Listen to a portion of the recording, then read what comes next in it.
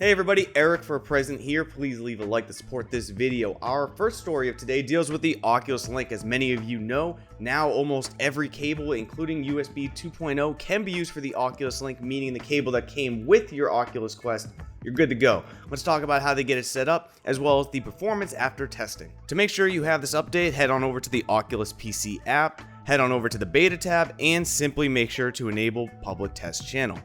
Once done, you should see the update start to download in your library tab. As with all betas and updates, expect possible problems, but your experience may vary on the download, but give it some time, and usually a restart does the trick if you have any issues. Now, USB 3.0 of course has its pros over 2.0, however, 2.0 is more common across the board. Some people just do not have a 3.0 connection, and with 3.0s, the bandwidth can be a little tricky sometimes. It's not always as stable. However, this is great news for everybody. It just makes a lot less friction. That way you can use the Oculus Link if you want. To be fair though, whether it's 3.0 or 2.0, the Oculus Link beta is a beta for a reason. Many people have problems with that. Many of you in the comments tell me about that all the time, but we'll see how this plays out over time. Now, my video for some reason did not record. However, Charlie French 2008 provided these screenshots on Reddit comparing 2.0 to 3.0, and his report was a good experience on the part of the 2.0 USB cable. Now, for my testing of the cable, I played both Asgard's Wrath and Beat Saber, about an hour and a half testing, so it's a very small test,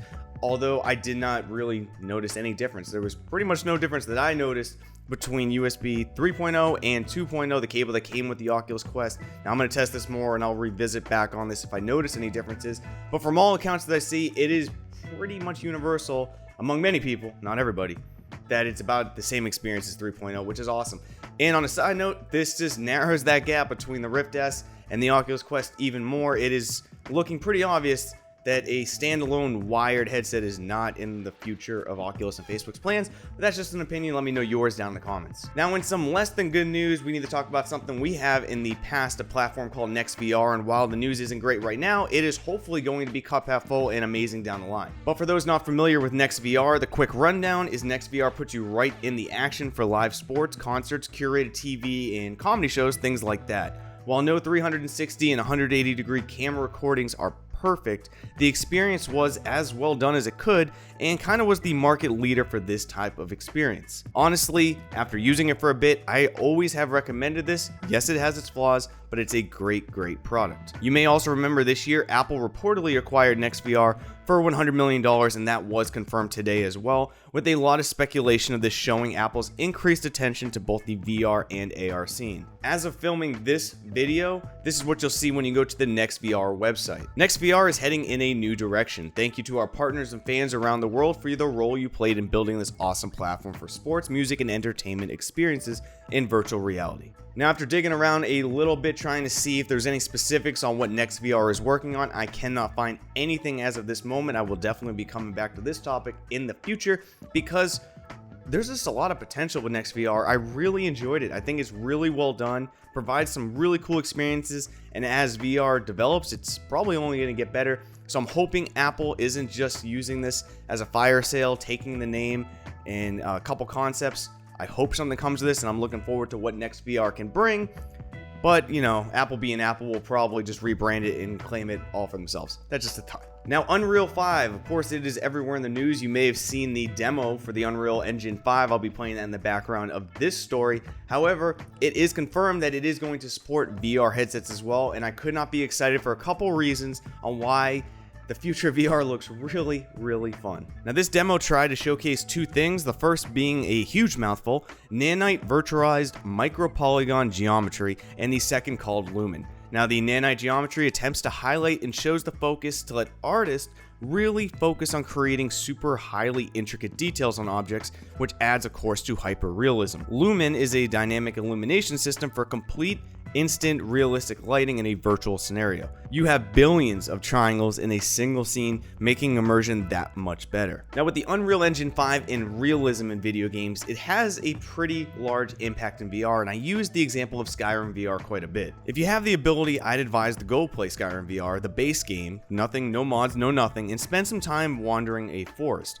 Then go and mod the game with some simple texture and lighting mods, and the game feels just honestly different. Running through the forest becomes less of just passing trees and getting to your next objective, but instead you see rays kind of glare through branches, you see fog rolling in and moving around you, and so much more, which makes you slow down and enjoy the small things, something highly underrated in a VR gamer experience. And it is confirmed by them that this is going to be working for all VR headsets in the future, and how that will be implemented is up in the air. I'm not entirely sure, but I'm very excited for the possibilities. One of the things that I think gets overlooked the most in VR, and why I'm so excited for the Unreal Engine 5, is a lot of times in games, if I play, say, Doom Eternal, I'm blasting, I'm grinding, I'm searching for secrets, but I'm generally going through the levels looking for my next thing to kill or my next thing to find.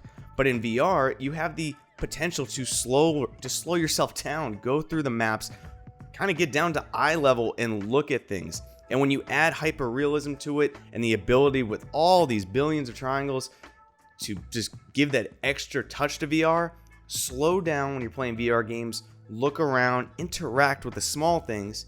That's just a highly underrated aspect of VR that I think we all forget sometimes coming from traditional gaming until we really take the time in a VR game to just explore. That's just my thoughts though. There's also a new social VR app that you can use for meetings and collaborative efforts, although it's really not new, it's just free, which is going to make it new now to a bunch more people. For the coming months, the remote collaboration app Spatial will be free to use on the Oculus Quest. With Spatial, you create your own 3D realistic avatar, which will come alive as you talk, move, and interact. In my experience with Spatial, I could upload 3D models and 2D images, as well as videos and PDFs, and I can view them all together in a virtual environment. Now, those without a VR headset, you can use a webcam to be present as well, and screen shares are pretty easy to do as well. Now, I messed around with it and can say out of all the virtual meeting tools out there, this so far has been my favorite, as the avatars are really a step up and add to the experience. One thing I was skeptical about that kind of made me not try it immediately is the avatar creation. I just didn't want to spend a lot of time making an avatar. A lot of times if there's any friction when trying a new product, people just don't want to do it. But I gave it a shot, and actually all you have to do is simply take a snap of you when you're signing up in the process, basically a headshot, and it will create a very realistic avatar. I was surprised on how accurate it got it down to my small IPD, but it was not that bad to make, and it was really easy and fun to use once I got in there seeing my avatar come to life. Also, since this tool melds the possibility of VR users and non-VR users, it's a really interesting tool that you may be able to use to show the benefits of VR.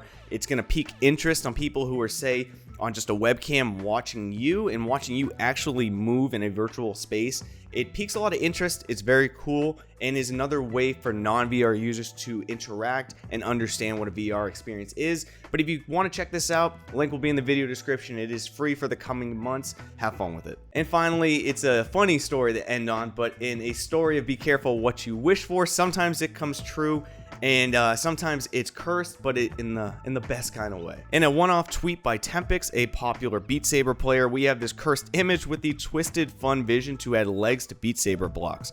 And because if you ask for it, someone may make it, BobbieVR, his YouTube channel in the video description, delivered Beat Saber with legs and a version with arms and legs. Now you can download this mod over at ModelSaber.com, and of course link will always be in the video description, but I absolutely love this. It's a fun, quick story. No one needs this, but everyone should experience it once, and it's a testament to the modding community. Thank you for all you do. The modding community has made certain games, certain experiences in the VR scene last longer than it ever could have just with the base games alone. You deserve the credit, and BobbieVR, great work on this. But that is the end of this video. Please leave a like to support this, and I'll see you all in the next one, VR Space Cowboys.